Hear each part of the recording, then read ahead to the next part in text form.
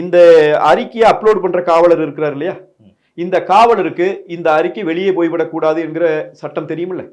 கண்டிப்பா தெரிஞ்சிருக்கணும். தெரிஞ்சிருக்கணும் கண்டிப்பா. இப்ப போடுறார். அது பிளாக் ஆகல அப்படிங்கறத கவனிச்சீங்களா கவனிக்கலையா? கவனிச்சிருக்கணும் கண்டிப்பா. ஏன் கவனிக்கல? சரி கவனிச்சீங்கன்னு வச்சுக்கோங்க. 5000 பேர் டவுன்லோட் பண்ணிட்டான். ஒன்றும் பண்ண முடியாது. 14 பேர் தான் டவுன்லோட் பண்ணியிருக்கான். 14 பேரும் ஃபோன் நம்பர் கொடுத்து தான் டவுன்லோட் பண்ணியிருக்கான். நீங்க உடனடியாக அந்த 14 பேரையும் உங்கள் விசாரணை வளையத்துக்குள் கொண்டு வர முடியாதா?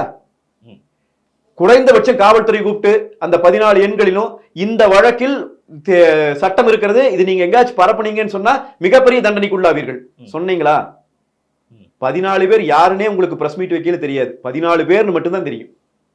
அதுவே நீங்க விசாரிக்கல. அப்படின்னா புகார் கொடுத்தவர் அவருக்கு கொடுக்கப்பட்ட எஃப்ஐஆர் காப்பியில அது லீக் ஆகக்கூடாது என்பதிலும் காவல்துறை கவனமாக இல்லை. அவர்களுக்கு அது இன்ஸ்ட்ரக்ஷன் கொடுக்கல, அதை கவனிக்கல.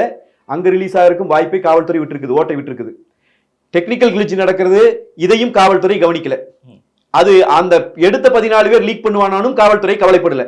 காவல்துறை தன்னுடைய பொறுப்பை முற்ற முழுவதுமாக இதுல கைதுறந்து விட்டது. இப்ப நான் சொல்றேன், இதெல்லாம் திட்டமிட்டு செய்யப்பட்டது என்பது எங்களுடைய ஐயம்.